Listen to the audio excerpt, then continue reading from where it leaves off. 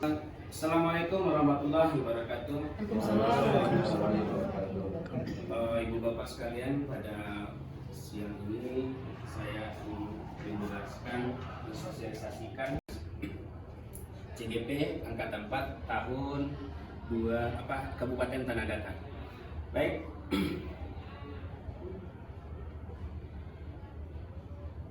Nah, dasar-dasar pendidikan Ki Hajar Dewantara. Ada beberapa dasar pendidikan Ki Hajar Dewantara yang selama ini kita pahami, mungkin kita tahu, tetapi mungkin kita banyak yang lupa atau bagaimana Ki Hajar Dewantara itu punya filosofi berarti tentang pendidikan. Makanya tak heran juga Ki Hajar Dewantara itu menjadi bapak pendidikan Indonesia. Nah, apa filosofinya? Pertama adalah dasar pendidikan Ki Hajar Dewantara itu adalah menuntun. Nah, menuntun. Nah, ini kalau kita lihat menuntun di sini, maksud pendidikan itu adalah menuntun. Nah, ini adalah filosofi yang pertama Ki Hajar Dewantara. Apa yang kita tuntun? Bahwa kita tuntun segala kekuatan kodrat anak. Bahwa anak itu bukanlah tabula rasa seperti yang kita pelajari selama ini. Anak bukanlah kertas kosong. Pas dia lahir itu bukan kertas kosong. Buktinya ketika dia bukan kertas kosong, dia bisa meminta. Ketika dia haus, dia langsung menangis. Ini bukan berarti dia punya kodrat. Berarti bukan lagi seperti orang tua, orang yang membentuk karakternya. Tidak, bukan seperti itu. Dia itu ibaratnya adalah bukan tabula rasa, cuman garis samar-samar. Makanya tugas kita adalah menuntun segala kekuatan kodrat anak itu. Anak itu sudah punya kemampuan diberi oleh Allah Subhanahu wa Ta'ala. Nah, yang ada pada anak-anak itu agar mereka dapat mencari keselamatan. Mandiri itu. Keselamatan itu artinya mandiri dan bahagia. Ya, berarti sukses. Ya. Kemudian yang setinggi-tingginya baik sebagai manusia maupun anggota masyarakat. Dia akan sukses sebagai manusia yang memiliki kepribadian yang baik. Kemudian dia pandai hidup bermasyarakat. Inilah yang disebut dengan filosofi yang pertama. Pendidikan filosofi Ki Hajar Dewantara itu adalah menuntun. Bagaimana kita seorang guru menuntun anak-anak kita yang memiliki kodrat yang sudah ada. Nah, bagaimana kita menjelaskan ibaratnya garis putus-putus tadi itu. Nah, kita tinggal menjelaskan itu.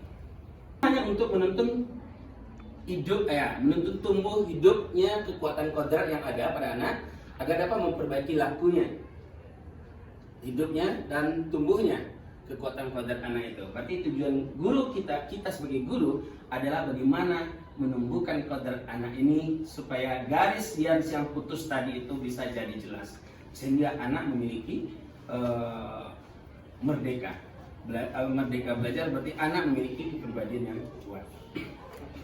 Adalah menuntun itu ya seperti yang kita dengung-dengungkan, yang kita lihat selama ini adalah Tutwuri Handayani. Ini tugas kita sebagai guru adalah bagaimana kita bisa menjalankan Tutwuri Handayani. Apa itu Tutwuri Handayani? Memberikan teladan, ya, memberikan dorongan, ya. Artinya memberikan dorongan. Kalau kita dari belakang, Tutwuri Handayani berada di belakang, kita memberikan dorongan, memberikan semangat kepada anak-anak kita.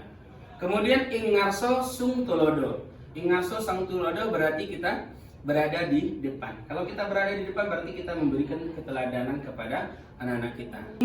Ing media mangun karso. Berarti kalau di tengah, kalau kita di tengah berarti kalau kita berada bersama anak-anak.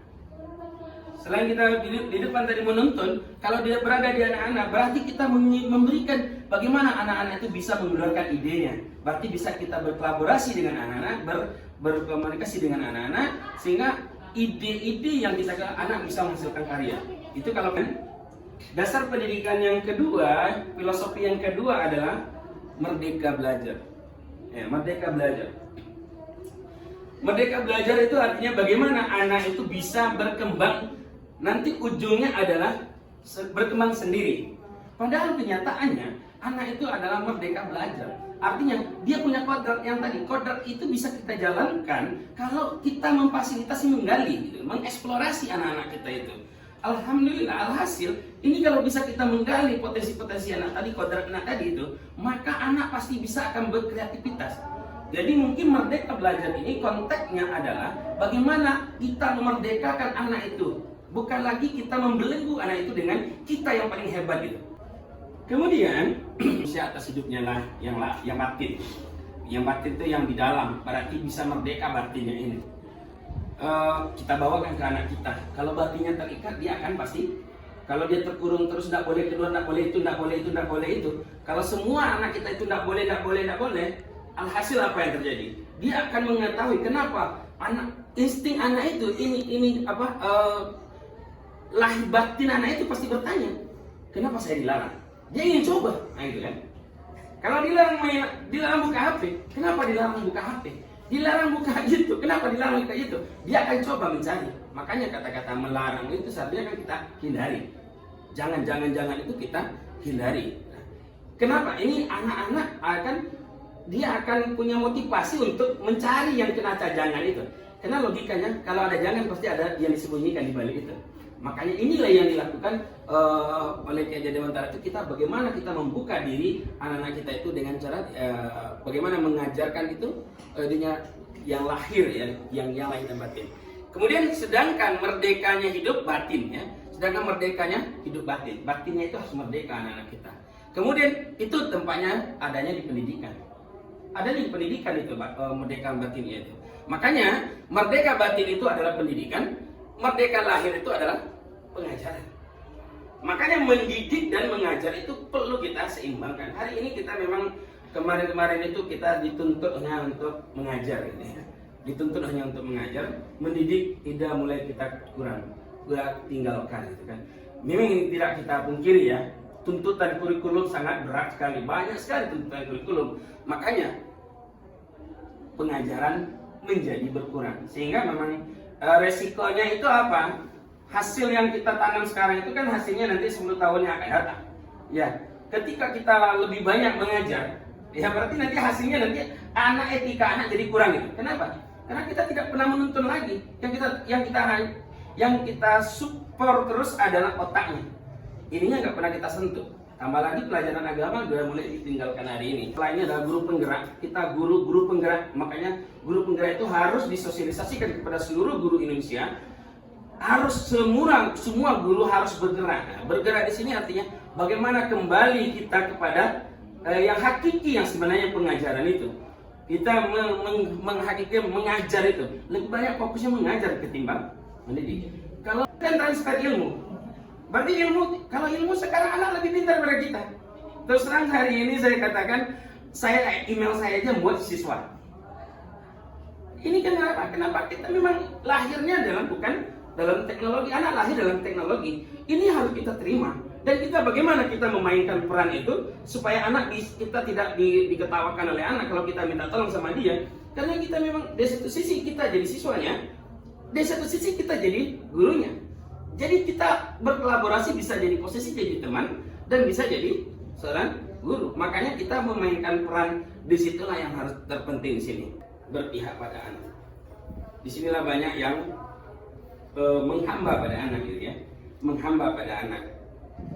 Di sinilah banyak penafsiran-penafsiran yang akan timbul di dalam bagaimana maksud dari Ki Hajar Dewantara itu berpihak pada anak itu, menghamba pada anak itu, artinya adalah kasih sayang yang murni itu hanya datangnya dari orang tua gitu. Kasih sayang murni itu adalah orang tua. Seburuk-buruk anak kita, ketika dia baik, pasti kita akan lakukan yang terbaik untuk anak kita.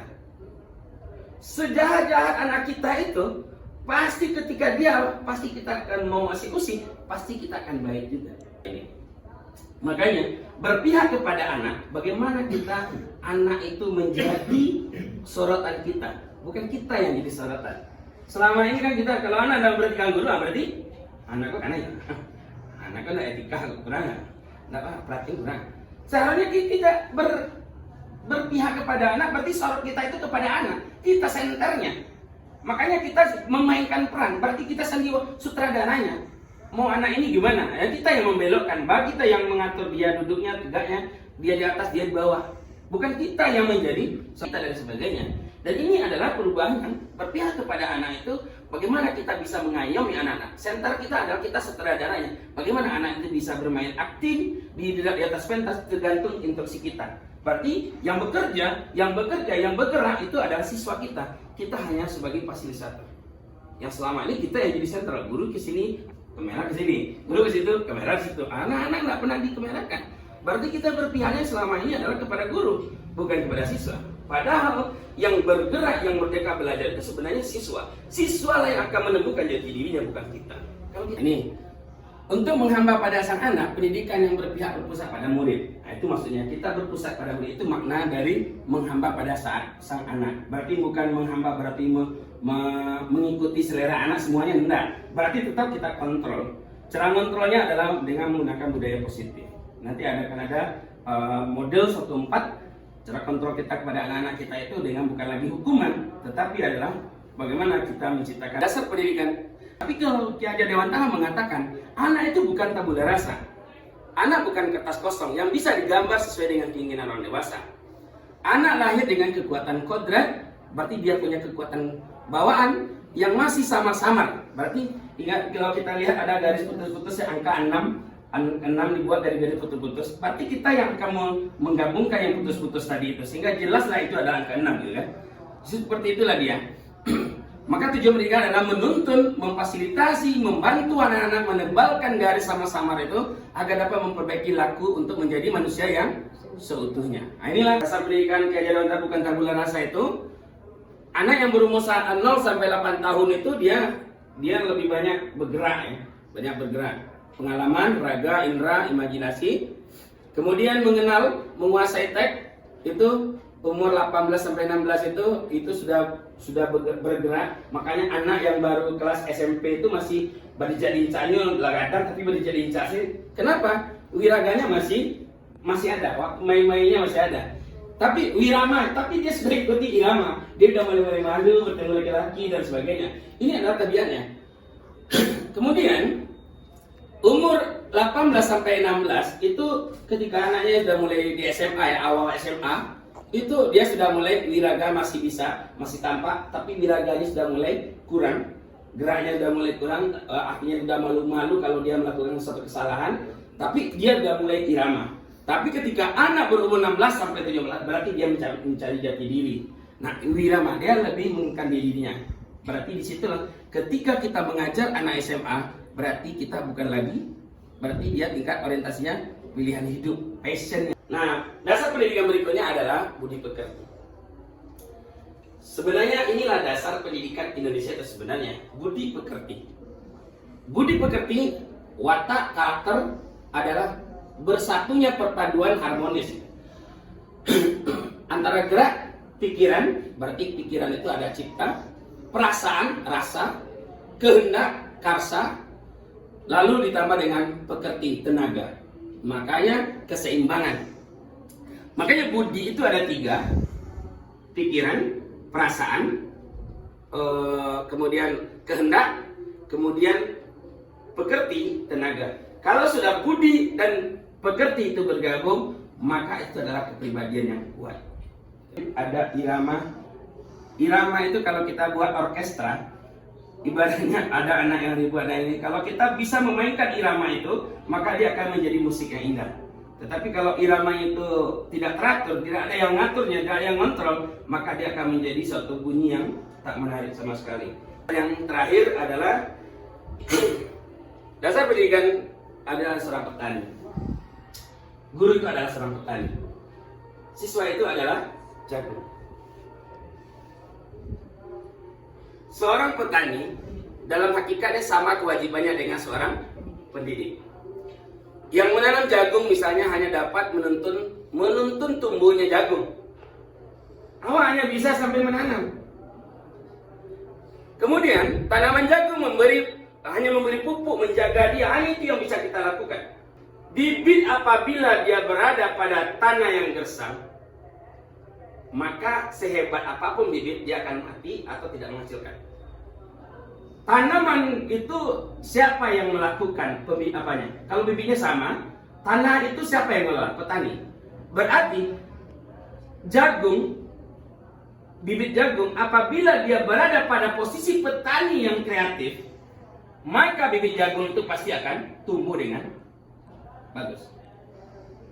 Tetapi apabila bibit jagung itu tumbuh pada guru yang tidak mengerti dengan psikologis anak, tidak mengerti bagaimana dia menyuburkan tanah, maka jagung sehebat apapun bibit jagung tadi itu, dia akan menghasilkan sesuatu yang tidak menciptakan. Untuk menciptakan budaya positif ada aturan.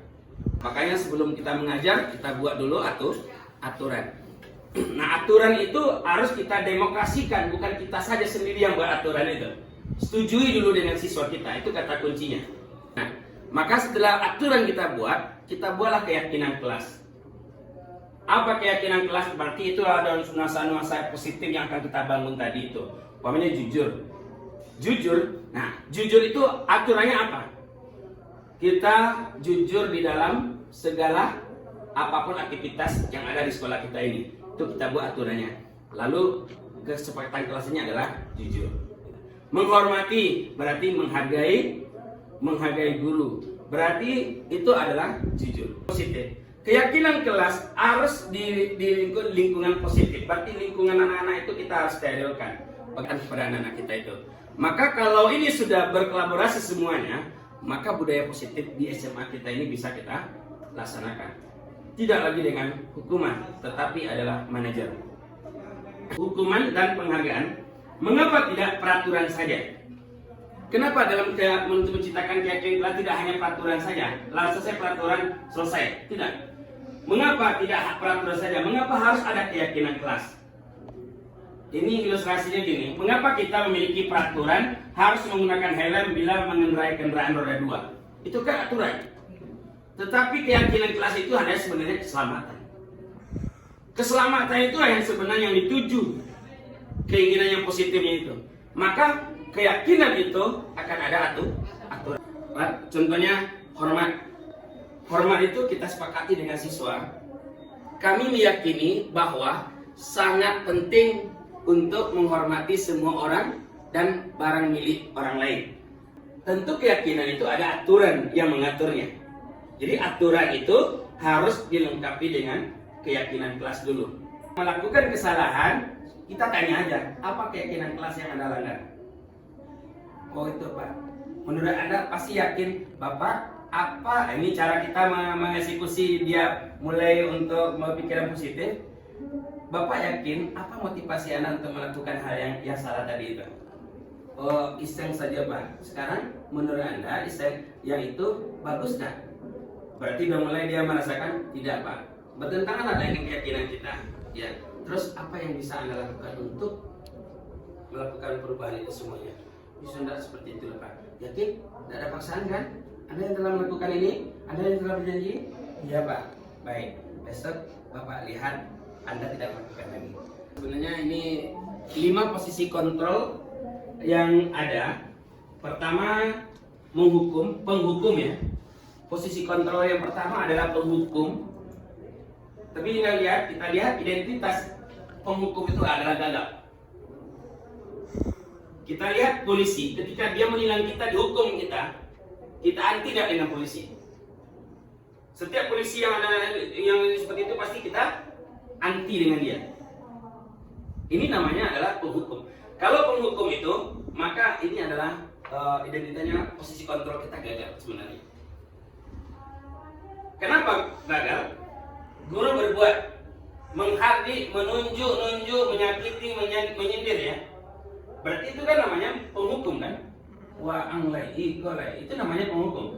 Nah, membuat berasa bersalah juga, membuat anak merasa bersalah itu juga tidak bagus. Itu adalah kondisi gagal. Anak melakukan perubahan terhadap dirinya itu karena awak melakukan begitu. Candik anggewa, barang gewa. Rupanya itu sebenarnya ada anak yang tidak senang digitukan. Sehingga itu adalah menjadi produk yang gagal. Pada anak itu diam oleh kita kan. Memang diam dia, tetapi dalam hatinya mulut tuh. Orang kayak dia Sama awak orang dewa waktu itu pasti awak tidak senang hati awak kan. Dicaci-caci orang kayak kan. Itu nggak mungkin. Makanya ini adalah kontrol sosial, kontrol kegagalan sebenarnya hukuman. Makanya kita harus menghindari yang namanya hukuman itu, atau membuat merasa bersalah. Kemudian teman, posisi kontrol berikutnya adalah teman. Nah, ini anak akan lebih dekat dengan kita kalau posisi teman, tapi jangan kebablasan. Kemudian pemantau. Nah, pemantau juga bisa. Memantau ini berarti dia sebagai interogasi. Contohnya, menghitung dan mengukur berapa persen ada salah, berapa persen ada salah. Kita sebagai manajer, dan inilah yang diharapkan sebenarnya dalam gerakan guru penggerak itu, bagaimana posisi kita sebagai manajer. Bagaimana cara manajer? Mengajukan pertanyaan-pertanyaan dulu. Makanya dengan segitiga bersubstitusi itu adalah mengajukan pertanyaan pertama. Ananda, apa yang Ananda lakukan tadi, Nak? Itu Pak. Setelah mengajukan pertanyaan-pertanyaan, lalu apa yang kita yakini, apa yang bisa kau kerjakan? Berarti nanti setelah kita ajukan pertanyaan, apa lagi kita lakukan? Kita apakan? Kalau itu apa motivasinya? Apa motivasi anak-anak untuk melakukan hal itu? Lalu dia pasti akan menjawab. Ada yang sering, ada itu. Lalu kita buat keyakinan kelasnya tadi lagi. Kira-kira bertentangan ada dengan keyakinan kelas yang sudah kita sepakati? Iya Pak. Kalau seperti itu, apa ya langkah yang terakhirnya adalah tindakan kita lagi. Apa yang harus Anda lakukan untuk supaya ini tidak terulang lagi? Karena itu salah kan? Iya Pak. Apa yang bisa Anda lakukan lagi? Ini Pak. Yang paling banyak harusnya posisi kontrol kita itu adalah sebagai manajer. Menghukum boleh nggak? Ya. Kalau memang udah keterlaluan dan terlanjur, menghukum pasti kita lakukan. Tetapi yang kita harapkan pertama kali untuk melakukan kontrol bagi anak-anak kita adalah manajer. Atas sebagai pemantau dan manajer. Maka kita jadi manajer ya. Nah, ini restitusi. Restitusi itulah bagaimana cara kita untuk merestitusi adalah proses menciptakan kondisi bagi murid untuk memperbaiki kesalahan. Nah, ini yang paling banyak yang kita lakukan selama ini dan termasuk saya. Sehingga mereka bisa kembali pada kelompok mereka dan karakter yang mereka kuat kembali tanpa ada paksaan lagi. Bagaimana bisa menghasilkan restitusinya? Maka restitusi itu adanya, ini ciri-ciri restitusi bukan untuk menembus kesalahannya, namun untuk belajar dari kesalahan. Ini kata kunci ciri-ciri restitusi itu memperbaiki hubungan, bukan meregangkan hubungan. Kemudian tawaran bukan paksaan. Kita hanya memberikan tawaran kepada anak-anak, lalu umpan ya, berarti anaklah yang akan mengeksekusinya, kan gitu. Tapi kalau paksaan berarti hukuman. Kemudian restitusi menuntut untuk melihat ke dalam diri, berarti yang wasan itu hatinya, bukan ke dalam dirinya kita, berarti dia yang mengoreksi dirinya sendiri gitu. Restitusi mencari kebutuhan dasar yang mendasari tindakannya. Berarti apa yang mendasari dia melakukan kesalahan tadi? Saya yakin itu pasti ada dasar anak kita melakukan itu. Kalau anak kita mencuri, anak kita SD mamanya, dia mencuri, jangan dicap langsung dia pencuri. Pasti ada indikasi yang menyebabkan dia mencuri. Pertama, bisa saja uang belanjanya tidak cukup. Yang kedua, dia lapar, tetapi uang nggak ada. Yang ketiga, kesempatan ada. Yang ketiga, ikut teman.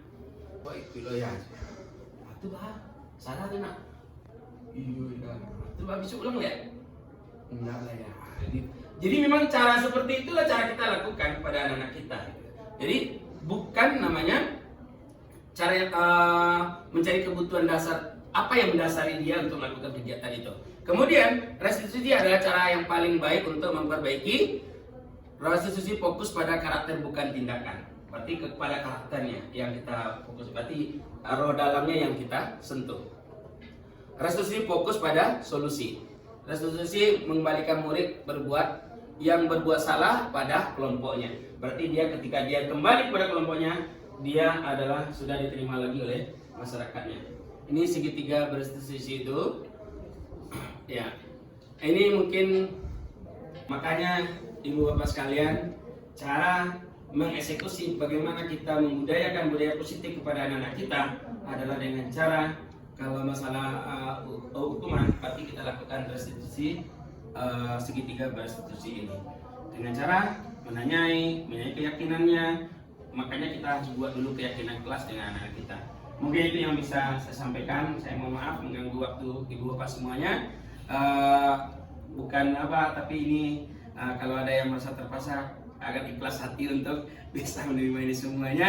Bukan saya adalah orang yang hebat, tetapi adalah kita saling mengingatkan untuk kebaikan. Begitu saja. Assalamualaikum warahmatullahi wabarakatuh. Waalaikumsalam warahmatullahi wabarakatuh. Ya. Boleh bertanya, Pak? Boleh.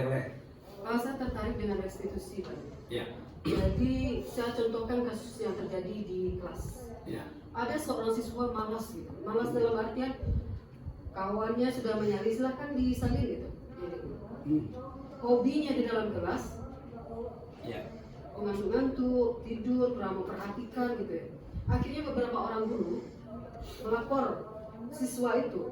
Jadi itu terjadi bukan di satu bidang studi, beberapa guru bidang studi melapor dia di kelas ngantuk-ngantuk. Kemudian disuruh menyalin, kadang enggak. Jadi diidentifikasilah siswa itu malas. Merestitusi siswa tersebut biar kembali pada kelompoknya tadi seperti yang Pak Nur jelaskan, supaya dia rajin seperti kawannya yang lain. Itu kan ada beberapa siswa seperti itu. Apa yang dilakukan? Pertama buat keyakinan kelas dulu, aturan kelas dulu. Aturan kelas itu seperti yang saya sampaikan tadi bukan datangnya sepihak, tapi memang hasil diskusi bersama-sama, demokrasi dulu. Jadi habis waktu kita untuk demokrasi nggak ada masalah. Yang kedua, kita harus membuat keyakinan kelas terlebih dahulu. Artinya keyakinan kelas yang dilanggarnya sebenarnya harus ada nanti keyakinan itu adalah rajin dalam belajar.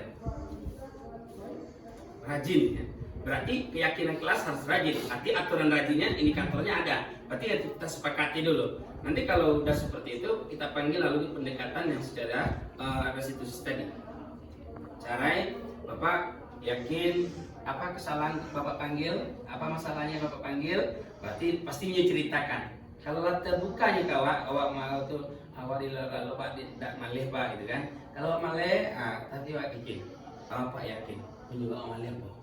Pokoknya kadang-kadang yang malih itu karena bekerja sampai jam 2 malam. Mau tahu kan? Kalau seperti itu lakukan berarti awak bina nasihat dulu. Nah sekarang barunya waktu tunjuk. Kalau seperti itu Pak yakin, itu pasti tidak mungkin ada sesuatu itu terjadi begitu saja. Pasti yakin Bapak itu ada yang mendorongnya melakukan hal itu.